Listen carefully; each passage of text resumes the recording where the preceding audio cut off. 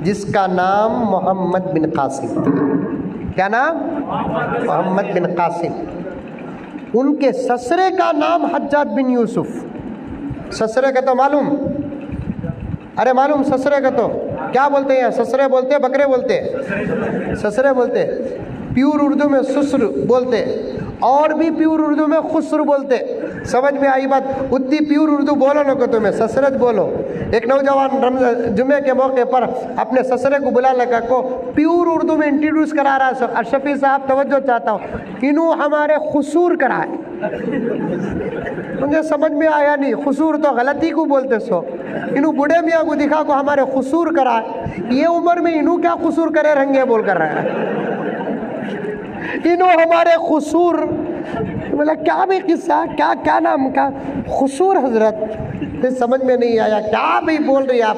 हमारे ससरे हजरत। बोलो ना जी वही साहब। बाद में समझ में आया इन्हें खुसर को खुसूर बोल रहा है। मैं भी दिल में सोचा तुझे बेटी देखो इनका खुसूर ही छुआ। तुझे बेटी देखा इनका खुसूर ही छुआ है। सो अल्लाह। मोहम्मद बिन कासिम के ससरे का नाम क्या? हज्जाज बिन यूसुफ। जालिमों में ज़बरदस्त जालिम।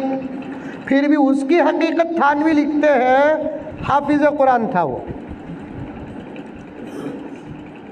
रोजाना रात में 200 रकात नमाज पढ़ता था। जालिम था। अपनी बेटी का निकाह मुजाहिद से किया। 17 साल की उम्र में सारी दुनिया में मोहम्मद बिन कासिम की ताकत का चर्चा था। दुश्मनान इस्लाम और दीगर ममालिक वाले इस यकीन पर आ गए थे जहां मोहम्मद बिन कासिम कदम रखता वो ज़मीन उसकी हो जाती। 17 साल हिंदुस्तान में उस वक्त औरतों पर बड़ा जुल्म होता था। मेरे पास वक्त नहीं, आप समझदार हैं, कसम अल्लाह की वक्त होता तो बताता औरतों पर जुल्म कौन किए, रहम कौन किए।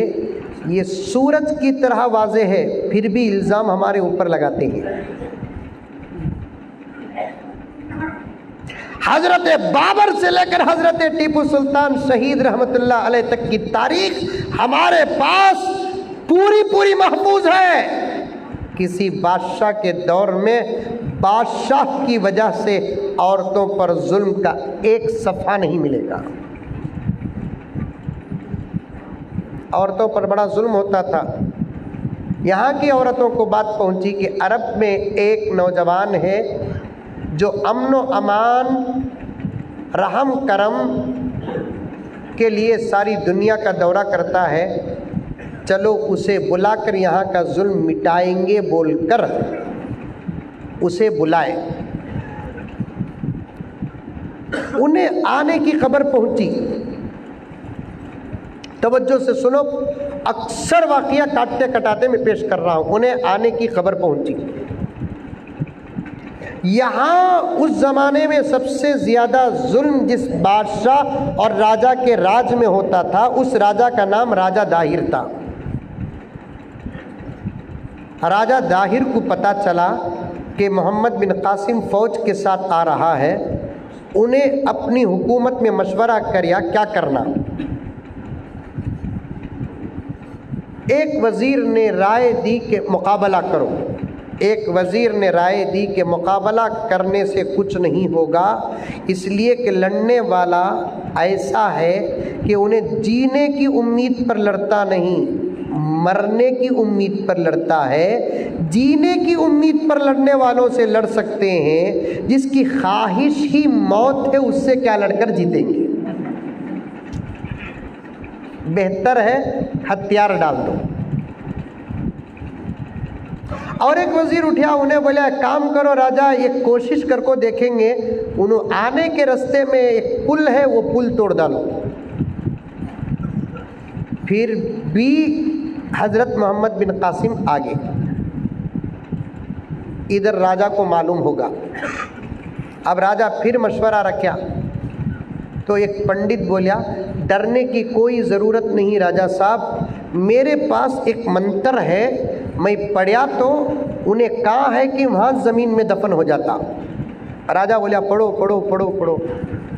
पंडित बोलिया वो मंत्र यहाँ वहाँ पढ़ने का नहीं, अब तब पढ़ने का नहीं, उसे पढ़ने के लिए जगह भी मुनासिब होना, उसे पढ़ने के लिए वक्त भी मुनासिब होना, और मैं वो सबके सामने नहीं पढ़ सकता क्योंकि मसला तुम्हारा है, या तो तुम्हें मेरे साथ रहना नहीं तो रानी मेरे साथ रहना, तब जाकर मैं मंत्र पढ़ूंगा। एक काम करो राजा साहब, कल काली रात है, कल मैं मंत्र पढ़ता हूँ, आप मेरे साथ आ गए, फिर कुछ मुल्क में हो गया, बड़ा नुकसान होगा, आप रानी को भेज दीजिए, मंत्र पढ़कर मैं आता हूँ। रानी भी भरोसा कर कर चले गई मंत्र पढ़ने के लिए। काली रात को जंगल के एक मुनासिब मकाम पर पहुंचकर रानी को बिठाकर मंत्र शुरू करता है। पढ़ने वाला मंत्र नहीं, देखने वाला मंत्र शुरू करता है, समझो। अब घूर घूर कर देख रहा रानी को। औरत का एक मिजाज है, जितनी भोली रहती उतनी होशियार भी रहती उन्हें। देखने वालों के निगाह को परखने का मिजाज जो औरत के पास है वो मर्दों के पास नहीं।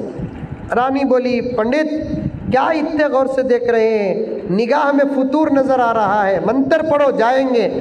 तो पंडित बोलिया, मंत्र पढ़ने नहीं आया, पाने आया। रानी बोली, राजा को मालूम हो गया तो मोहम्मद बिन कासिम को बाद में मारेगा, तुमको पहले मारेगा। तो पंडित बोलिया, मैं मिला तो ना मारने, मेरा काम होता मैं जातूँ। अब तू मैं तकरार हो रही थी। एक नौजवान वहाँ से गुजरता है अंधेरी रात में, इनकी आहो पुकार, इनका चीखना चिल्लाना सुनकर वो नौजवान करीब आता है। तो रानी ने इशारे के ज़रिए से पूरा माजरा रख दिया उस नौजवान के सामने। नौजवान ने पंडित को देखा तो चेहरा बता दिया कि ये इंसान गलत है। निकालिया तलवार, एक वार में 2 टुकड़े कर दिया। अब रानी को बोलिया, दीवाने कामा करना नहीं, हालात ख़राब ही, अकेले किसके साथ भी आना नहीं, चलो जाओ तुम्हारे घर। रानी बोली, मुझे जाते हुए डर होता है, तुम्हें ज़रा मंदिर वहाँ तक छोड़ो, हेल्प। हमें भी 2 व्हीलर चलाते चलाते इंतज़ार करती, कौन तो भी हेल्प पूछेंगी क्या बोल कर रहे। अब इन्हें बोल रही है तो नौजवान ने कहा कि तुमको मैं मंजिल तक तो पहुंचा सकता हूं, लेकिन मेरी 3 शर्तें हैं। रानी परेशान होगी, बुढ़े से छुटी तो अब जवान के शर्तों पर अटक गई। क्या शराइत है पता नहीं, क्या शराइत है। नौजवान कहने लगा, पहली शर्त ये है कि तुम्हारे पैरों में जो घुंघरू है उसे निकाल कर मेरे साथ आना होगा। दूसरी शर्त ये है कि रास्ता तुम पीछे आते आते मुझे बताएगी, मेरे ना बराबर चलेगी ना मेरे सामने आएगी। तकवा देखो, हमें तीसरी शर्त ये है कि यहाँ से निकलकर मंजिल पहुँचने तक बीच में ना तुम हमसे बात करोगी ना हम तुमसे बात करेंगे। अल्लाह, ऐसे बने तो हालात बदलते सो। बस्सा में चढ़ते, आजकल तो बस्सा में औरतों को बड़ी फैसिलिटीज़ है, अब वो 1 तारीख से बंद भी होता कहते, समझ में आई बात है। मैयता छोड़ डाल को कर्नाटक की औरतें अब कांग्रेस पर रोने वाली हैं। बस में कब भी चढ़े तो बुढ़ा आको खड़ा की, बुढ़ी आको खड़ी की, बड़ा आदमी को खड़ा की, बच्चे वाली आको उनकी खड़ी की। उठ को हमें सीट देते नहीं, चुपके भी एक्टिंग करते ताकि उन्हें खड़ने वाला सूझ जाना, इन्हें 100 को मरगा है।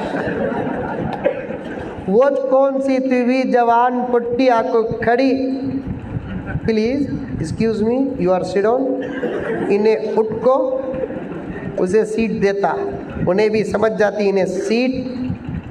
रहम करम की वजह से नहीं दिया, मेरी उम्र का फ़ायदा हासिल कर रहा है। बैठते बैठते शुक्रिया भैया कदी उदास।